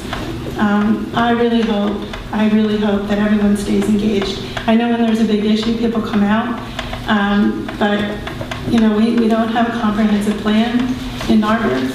A lot of what went on in this process was thinking about what Narberth is, what it represents, what it has become over time. A lot of people who are younger and new may have a different idea about what they want Narberth to be and what the needs of their family and the generations they see, what their needs are going to be. I don't know that there's an answer other than we have to work together. Whatever it ends up being, it's going to be because we participate somehow. And so I will say that I really truly hope that when we disagree, with respect, and that we understand that people's points of view deserve that respect. And we shouldn't be bitter, we shouldn't be angry, we shouldn't be harsh, we shouldn't be tearing people apart for having a different opinion. We should value those opinions and try to make note of them somehow. And I hope that all the questions that were put in through the blog that were raised do get answered. I think that the respect has to come all the way around. Citizens to the borough council, to the office. We need to answer each other's questions. A lot of times, we don't know the answer. You know, a lot of times, a lot of people are simply saying, you know, you put me at ease, answer my questions about a couple of things, let me understand how this might work for my house, my neighborhood, my street. So it's always helpful just to provide more information and timely in a way so people don't think there's something nefarious going on. I really am concerned that the development that's going on, people, obviously a lot of us are concerned. I don't know that what, you know, John, you have to say about the combining of lots. And, you know, but I think that one of the primary goals of the code is to prevent big houses. And so if you're going to do that and you're going to try to maintain the character and the size of the houses we have now, you know, that obviously if you have a big house, you have less density. So I don't believe this code will increase density very much. While I think it does, in fact, keep it in certain areas, and I don't know that that's fair, but that's what it does. I don't think it dramatically increases density. I also think that a lot of the issues will be revisited and put back to the Planning Commission to talk about, hopefully not only the enclosed porch issue, but the height of the businesses along Haverford Avenue, and a number of other issues. But we need the Planning Commission to focus on a comprehensive plan, parking, and a number of other things, and this has to move forward. And so I just think that that's the one thing I am going to say is when you started, Bob, your comment about how the form-based code was, the principles, the guiding principles, in respecting the character of Narberth, I think changing the mixed use of that church is directly the opposite of that. And that's the only thing you can't go back and fix. Once we pass this, that's the one thing that doesn't get fixed. All the other things we can fix, that's going to be a permanent change. Whether it's a good change or not, I don't know. We'll see. We'll see. You won't have a building there. I don't know that It's not a problem because the building will be gone. The only thing that can be built there is residential. But the issue, Bob, was that ship sailed when somebody thought that they had some sort of reason to pay extra for the place so that they could develop it. It's not like there was another option on the table, and it was years ago at this point. At this point, everybody here seems to think that we should pass the form-based code because we have, in addition to the church, plenty of other problems. So for whatever reason, the decision was made to push this forward as one big bid. So now we can't pull out the church and deal with it separately or anything else. So if we're passing it, I'm saying then let's do it in good faith. If we're saying we do respect people's differences of opinion, whether there's a lot of them or a little of them, then we should actually act on that and make sure that we include people with differences of opinion on the Planning Commission years ago. Part of the reason for including people with differences of opinion is that you don't have a blind spot then. You rely on other people to bring things in you're not going to think about. You have to assume you're never going to know everything.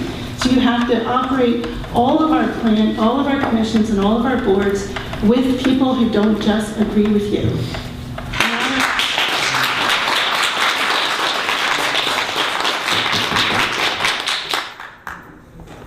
That's basically where I stand. Thank you. Thank you.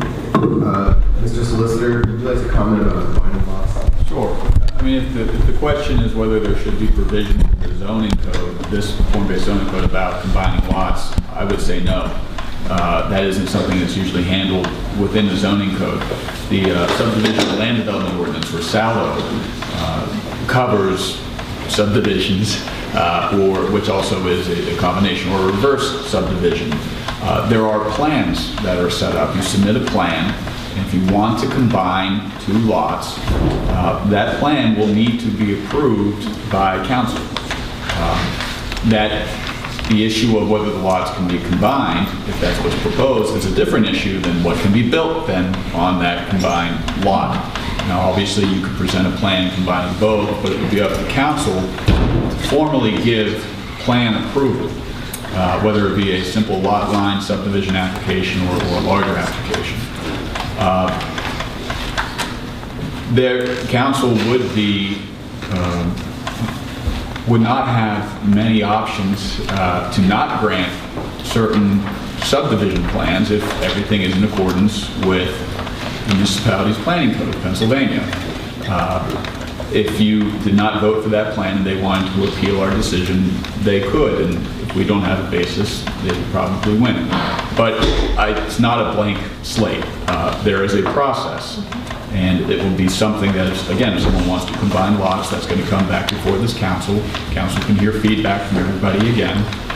And subdividing lots is a separate issue from what will be built on that lot. And surely council will have the option and more control over what is built on that lot.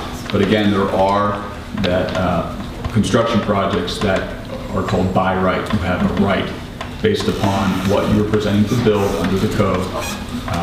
And if that lot is combined, your by right rights increase because you do have a larger acreage at that time, or a larger lot. Thank you, Mr. Solicitor. Reference comment? Go up to the right ahead. Specific to the property combining question, just to get this out there for folks with a copy at home, if you look on page 18 of the code, it lists some restrictions on lot coverage by district, and for 3A, 3B, 3C, and 4A, so everything other than the more dense districts, 4B, 5A, and 5B, there's a very strong economic disincentive to property combining, very strong, because you can cover the first, depending on the district, 30, 55, 40, or 50% of the first X square feet of the lot. But then once you go beyond that amount, it drops into the single digits. So if you were to put two lots together, you could almost not use the second one, right, for covering it with building. So except for the more dense high end of the scale, I'd encourage everyone to check that out because there's actually a pretty strong disincentive to property combination built into the code. The other thing is you look into the issue more, because I did follow up on David Schoenhardt's question about this. There's generally more concern on the part of boroughs about subdivision and property combining when you're worrying about amount of development density, et cetera. And as the solicitor pointed out, that's really governed by a separate issues outside of the zoning code. Thank you. Mr. Mayor, would you like to say anything? No comment this time, thank you. Thank you. Originally, when I was sitting at the council table, maybe with only a few months since being elected, and next to Nancy Lotz, the Form-Based Code was introduced as something for the Planning Commission to study, I was very skeptical. I have an inherent skepticism against things that are stylish, against things that are the way we're doing it now. One of the reasons I love Narberth was what it had at the time seemed to me a timeless appeal. I was worried about things that committees do when they're just looking for things to do. And I was definitely worried about unintended consequences. I think I said something like, we don't want to blow up this town. What I've learned in the past 5 years is not only the wealth of intelligent resources that we have on our planning commission, through the county, and here on council, people who are really thoughtful, who may have an opinion but are still listening to their neighbors at the same time, and how lucky we are to have that. But also that a complex legal document like Chapter 124, it can be very frustrating because you just want to get an answer. And you have to refer through 17 paragraphs and back and forth on different pages to get that answer. And the reason is because the municipality's planning code and the laws of the state of Pennsylvania, in many ways, try to prevent a borough like ours from doing what we want to do wholesale. And so we have to create rules that operate within a larger legal framework, so that instead of something that says you will not build this kind of thing, we have a document that's more like a westerly wind, just kind of blowing developers against the forces of nature, so that it would be more likely they will do something we want them to do, and less likely they'll do something we don't. But it doesn't mean that they are prohibited, because we cannot prohibit them. And it's the kind of thing that makes some people crazy. And I know that it bothers me. But this is the fish tank we're swimming in. I know there's some skepticism in the audience and in this community about whether council will be making changes to this document, whether it is just lip service, whether we really believe every single word in here, and if we didn't, why would we vote yes? I think what speaks most to that point, that all of these council members see this as a living document and a work in progress, is that immediately following the vote on this ordinance, and before we all get to go home, well, you can go home, well, we can, we will be voting on an amendment to the 4 basics of the code. And I expect it to be one of many.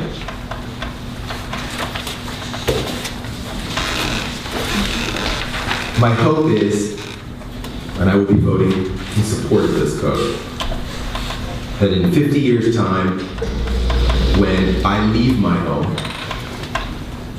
a nice young couple will come in and they will be so excited about the timelessness that this community has preserved, and the livability, and the really kind of classic way of living that you really only find in cities that are extremely old. They will be so excited by it, they will ignore my choice of decor.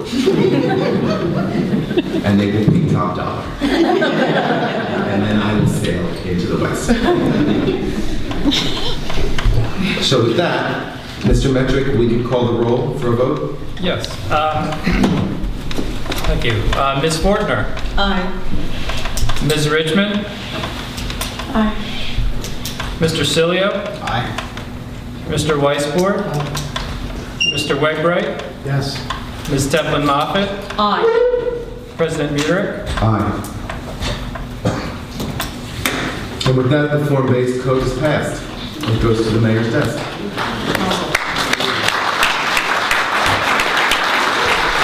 Because we are expecting that this floodplain ordinance will move very quickly.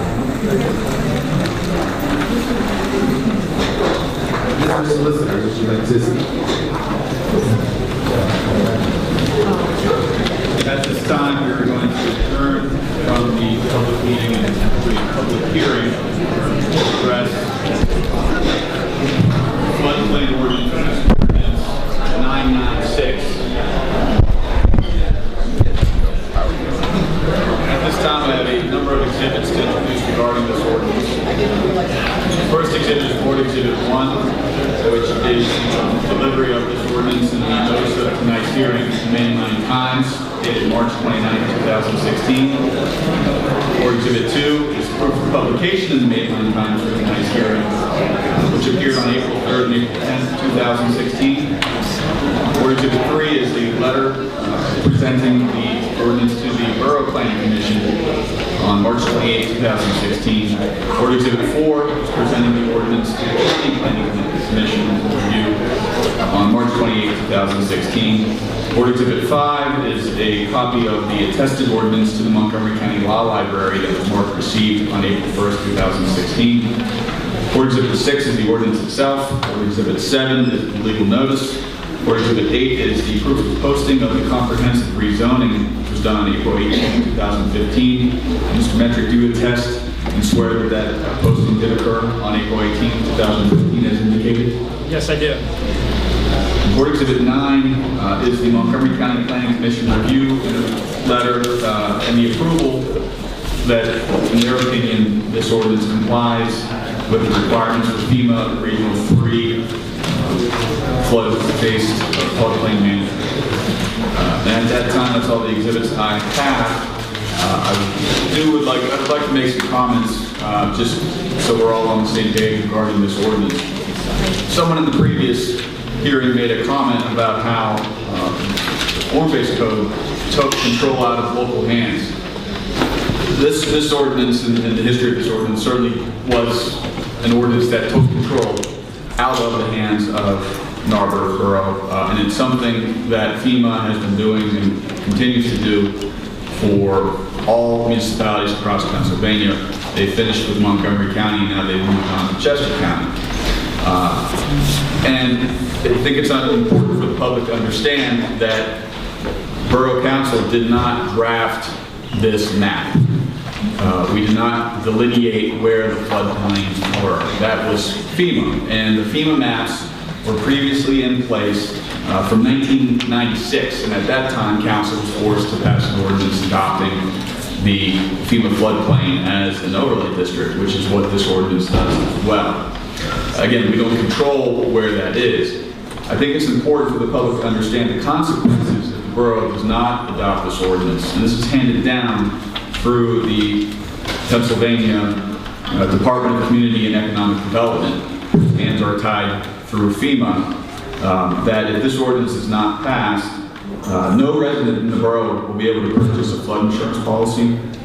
The existing flood insurance policies for everyone in the borough will not be renewed. No federal grants or loans for development may be made in identified flood hazard areas under programs administered by federal agencies. No federal disaster assistance may be provided to repair insurable buildings located in identifiable flood hazard areas for damage caused by a flood. No federal mortgage insurance or loan guarantees may be provided in identified flood hazard areas. And federally insured regulated lending institutions, such as banks and credit unions, would have to notify applicants seeking loans for those insurable buildings in the flood areas that there is a flood hazard on that property and it's not eligible for federal disaster relief. So again, that would apply for many houses, all houses within the borough, and some directed to those within the floodplain. So this really is FEMA holding the local municipalities hostage. And it's something, I believe this is the 7th or 8th floodplain ordinance that I've done for different municipalities in Montgomery County. Now we're moving to Chester County to do the same thing. It's a highly technical ordinance. I believe it's been reviewed by our engineers. However, it's dictated through the county planning commissions. They have their marching orders, and we sought approval of our ordinance through them to make sure it complies. They've told us that it does comply. We do need to provide it to FEMA after it passes, if it does pass. But essentially, it does change the floodplain slightly. There were maps at the door. I took one for myself just to make sure that compares 1996 to 2016. Some were taken out of the floodplain, some were put in. Again, that is not our decision as Borough Council to decide who is in the floodplain. If someone wants to challenge that, they're welcome to do so, but they need to challenge that with FEMA. And we're more than welcome to make those changes at that time. Thank you. So at that time, I would open up to public comment. All right, anybody who would like to come up and speak to discuss the floodplain ordinance? I have Linda Carter, is she here? That's Wonder Woman. Okay, Wonder Woman in her invisible airplane, check. Vicki Benedict Farmer again. Back again. We're getting closer to the end of the meeting when we can discuss what you actually asked about. Vicki Benedict Farber, 515 Conway Avenue. And again, I've been a resident for 31 years. My house is at the end of Conway and it's part of a twin. And behind my twin is a single family house. And these three properties were built in 1977. And the spring runs right under, from Montgomery Avenue, runs right under my property, down Conway, then comes up through Narberth Park, and then goes under the ball field. Sometimes. And when the houses were first built, they had water problems, and whoever was on the borough council that allowed the developers to build these houses never put in drainage for our 3 houses. So all the water from these 3 houses has to funnel down under my fence into the adjacent apartment complex. So 2 buildings from the apartments, 3 houses, all drain into this little fakakta drain for 5 properties, 2 of them commercial. And over the 31 years I've lived here, I've tried to get borough council to help me to figure out what can we do to help the drainage problems that we have, because I get the brunt of it. And I've done everything in my power to shore up my house, short of putting a moat and alligators around my house. So I just wanted to know, is there anything that we can do? Well, in this instance, I would defer to Councilor Wainwright, who's served on Public Works for many years and is aware of many of the stormwater management intersections in the borough. Well, for the purpose of the hearing, I mean, I don't know if I should respond, but for the purpose of answering you is, I'm going to ask Sean to look at it and see if there's anything we can do. We have we're working on a grant right now with stormwater runoff issues down in Windsor. This is a bigger issue you're bringing up, and I have to say I've been on council, and Bob knows how many years when I do, but for many years I haven't heard about this problem. So I appreciate you bringing it up. I feel bad that you had this issue. Well, I was written up in the mainline Times, and here's a copy of it. Thank you. So I think Bob has spoken very well to this point, which is we were not aware. That is, the people currently sitting at this table were not aware, so I appreciate you coming down. And I ask also if you could stay afterwards and we could follow up on that as well. For a quick comment. Go ahead. And those properties that have those issues, the way the status of the law right now is if they needed to seek land development, they would have to correct that issue. They can't just say, hey, it's bad, we're going to leave it bad, I'm going to build around it. So if any of those properties, again, are developed in a manner where they'd have to come before council to seek land development, they are required under the law to comply with new stormwater management requirements. So that would actually improve that situation. Thank you. Mary Ann Simpson? We asked about her earlier. Okay.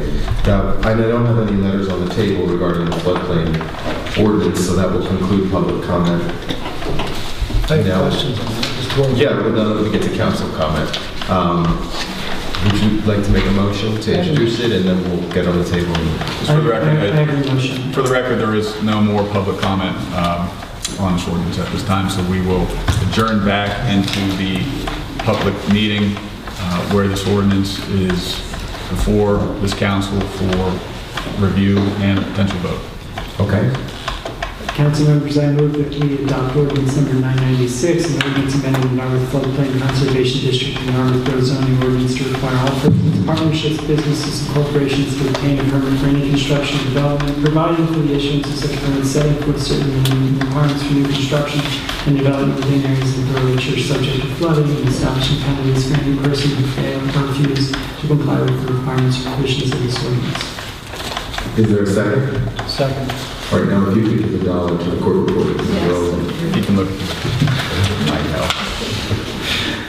Okay, council members can discuss. Councilor Wainwright, you have a question. Real quick question to the solicitor. It was referred that it's going to be amending the form-based code ordinance. Is that official yet? I mean, doesn't the mayor have to sign off on that? That's a technicality. Yeah. It will be amending the whatever code, zoning code that we had at that time. Ideally, it's the same chapter.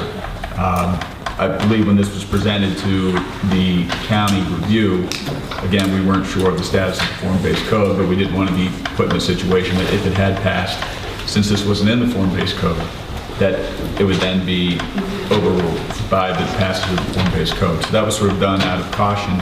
But again, it will directly impact 124, which is whatever that zoning code will be. Anyone else? I just want to clarify the legislative history here. We had a floodplain ordinance previously that amended our prior code, also strong-armed by federal regulation. And I think what happened was as we went through and as we had third-party review of the form-based code, we noticed that, I think it might be the Planning Commission that noticed that this prior amendment didn't make it into the form-based code. So rather than going back and amending and relisting the whole form-based code, we just said, whenever that was, a couple months ago, we'll just bring this up separately as an amendment and keep it on a parallel track. That's right? Yeah, that's accurate. There's also the need that this floodplain needed to be approved. That also by definition. Any other comment? Given that we're hearing a formal ordinance, Mr. Mitchell, could you call the roll? Yes. Ms. Fortner? Aye. Ms. Richmond? Aye. Mr. Cilio? Aye. Mr. Weisbord? Aye. Mr. Wegbright? Aye. Ms. Devlin Moffett? Aye. President Mutrick? Aye. All right. This amendment passes and goes to the mayor's desk. Thank you. I'll take a motion for adjournment. I so move. Is there a second? Second. Meeting is adjourned. Or actually, all in favor? Aye. Meeting is adjourned. Gotta have this.